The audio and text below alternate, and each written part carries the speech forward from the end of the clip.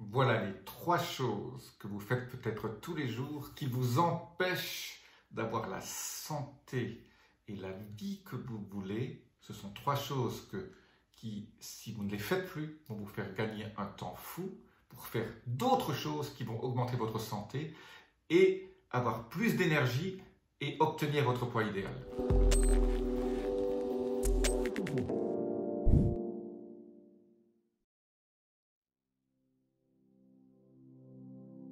Je suis Jean-Marie Buterlin, expert en rajeunissement et longévité, et j'aide ma communauté à ajouter de la vie à leurs années et des années à leur vie. Dans ce cadre d'idées pour augmenter le temps disponible que vous avez pour faire un certain nombre d'activités qui sont bénéfiques pour la santé et qui vont vous aider à faire perdre du poids, il y a trois choses qui sont extrêmement toxiques et sur lesquelles vos émotions, votre activité cérébrale va faire en sorte que vous ne puissiez pas perdre du poids ou que vous gagniez du poids. Alors, je passe dans l'ordre d'importance. La chose la plus importante que vous puissiez ne plus faire tous les jours, je sais que beaucoup ne le feront pas, mais dès qu'on ne le fait plus, on n'a plus cette addiction. C'est ce que j'appelle les addictions aux news, aux nouvelles, au journal de 20h, de 13h, de ce que vous avez. Lire le journal, voilà, passer du temps à écouter, c'est des heures entières toute la journée, que ce soit sur Internet ou sur la télévision. Eh bien, pourquoi? Parce que pour attirer le spectateur, ce qui attire, ce n'est pas la joie. Ce qui attire, ce sont les mauvaises nouvelles. Ce sont breaking news, il y a telle chose qui est arrivée dans le monde. Et alors là, vous attirez à vous toutes ces énergies négatives qui sont stockées en vous. Et alors, l'émotion, vous connaissez des gens qui sont obèses, et mangent relativement bien, mais en fait, ils se protègent d'émotions. Eh bien, ces garde-fous qu'on se prend, chaque fois qu'on se prend des mauvaises nouvelles qui ne sont pas utiles, on passe du temps, on regarde ça et ça nous déprime. Donc, ne regardez plus les news, ça va augmenter votre santé et votre longévité, tout de suite. Et ça va vous faire gagner du temps et je vais vous dire, si vous restez jusqu'à la fin, je vais vous dire comment utiliser ce temps. En attendant, abonnez-vous aussi, la petite clochette de notification, laissez-moi vos commentaires. La deuxième chose, c'est tout ce qui est les social media, les réseaux sociaux. C'est une addiction. Moi, je ne trouverai sur aucun réseau social, excepté pour certains de mes business où j'y suis, mais personnellement, je ne publie jamais rien, aucune photo. Personne ne me suit sur les réseaux sociaux. Je suis absolument neutre là-dessus.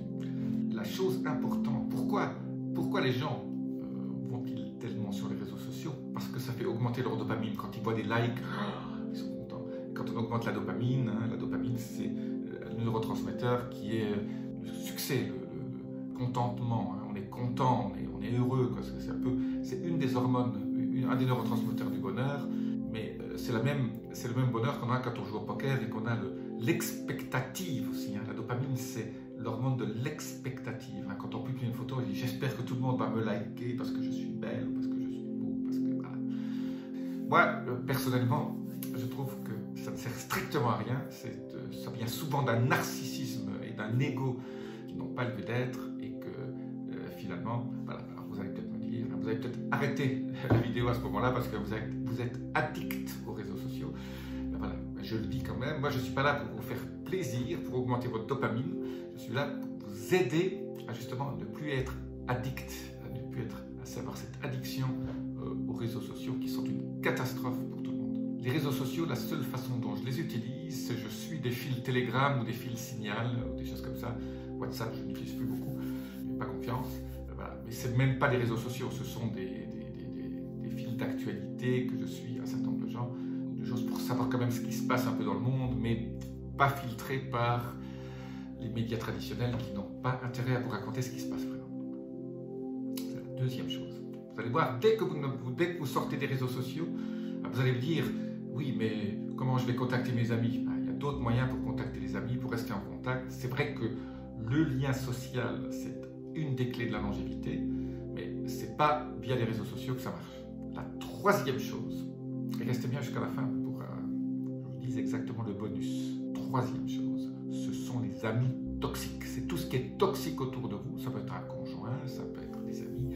Si des amis vous parlent que de leurs problèmes, de leur arthrose, de leur dire « ah là là, ils se plaignent », dès que vous avez un ami qui se plaint, soyez empathique et supprimez-le de votre temps que vous avez passé avec lui. Baissez le nombre de minutes par semaine ou par mois que vous passez avec lui. Les gens qui se plaignent, il n'y a rien de tel et de mauvais, je répète, il n'y a rien de tel mauvais que écouter des gens qui se plaignent. Parce qu'ils ne prennent pas responsabilité de leurs actions, ils se plaignent en disant que c'est la faute des autres, c'est la faute du gouvernement, c'est la faute du temps, c'est la faute de Dieu. Voilà. Ça, c'est peut-être le conseil le plus important que vous n'avez jamais écouté sur cette chaîne. Supprimez le temps que vous passez avec des amis toxiques qui se plaignent tout le temps. Maintenant, pour le bonus. Maintenant, vous avez économisé peut-être 1 heure ou 2 heures. Les social media, les réseaux sociaux, c'est souvent 1 à 2 heures par jour. Hein. Plus la télévision. On ne parle pas de regarder un bon film ou de regarder une belle série. Non, je parle quand on vous annonce des mauvaises nouvelles. Le bonus, c'est quoi?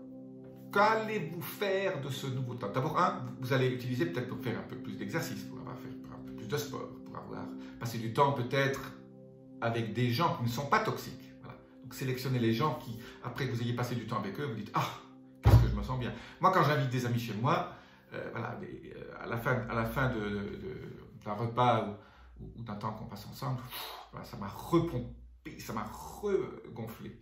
Si je passe du temps avec des gens et je me sens mal après, voilà, cette personne est supprimée de ma liste.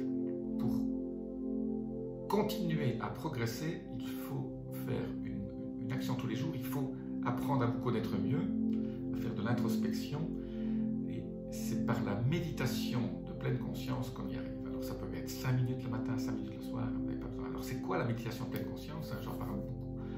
C'est juste finalement, vous asseyez et vous rentrez dans le pouvoir du moment présent. C'est-à-dire vous sentez vos mains, vous sentez vos pieds, vous sentez votre corps, vous sentez un peu ce qui se passe, vous écoutez, devenez conscient de vos 5 sens et vous faites le vide dans votre esprit et vous surveillez ce que vous pensez. Et chaque fois que vous avez une pensée qui vient, oui, merci, vous résistez surtout pas, hein, vous laissez partir et vous essayez de rester dans cet instant où vous êtes pleinement conscient de rien. Vous êtes juste dans votre corps et vous êtes dans le moment présent. Alors je ne dis pas qu'il ne faut pas penser au futur, qu'il ne faut pas faire des projets, etc.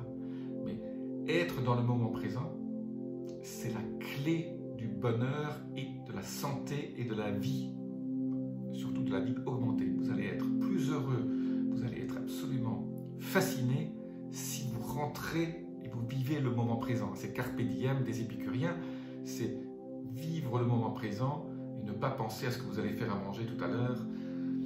Vivez pleinement le moment présent et ça démarre par la méditation. Il y a un très bon livre que je vous recommande de Eckhart Tolle, T-O-2-L-E, qui s'appelle Le pouvoir du moment présent, le pouvoir du présent, The Power of Now, la puissance du now. Je ne sais pas quelle est la traduction du livre en français, mais en anglais c'est The Power of Now. Eh bien, lisez ce livre. Alors c'est vrai que c'est pas un roman, hein, c'est pas toujours très...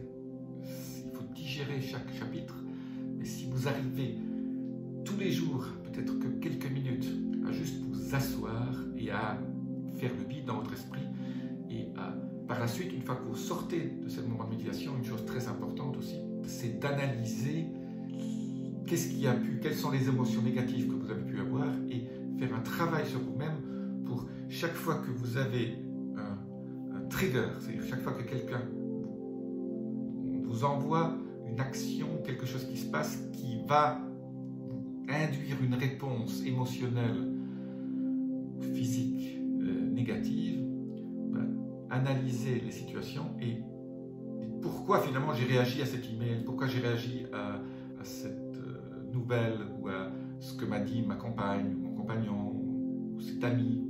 Essayez toujours, et ça c'est le bonus du bonus, essayez toujours quand vous avez une réaction, quand vous avez envie d'avoir une réaction instantanée là, de prendre une grande respiration, d'avoir ce temps où rien ne se passe entre l'action qui vous fait réagir et la réaction.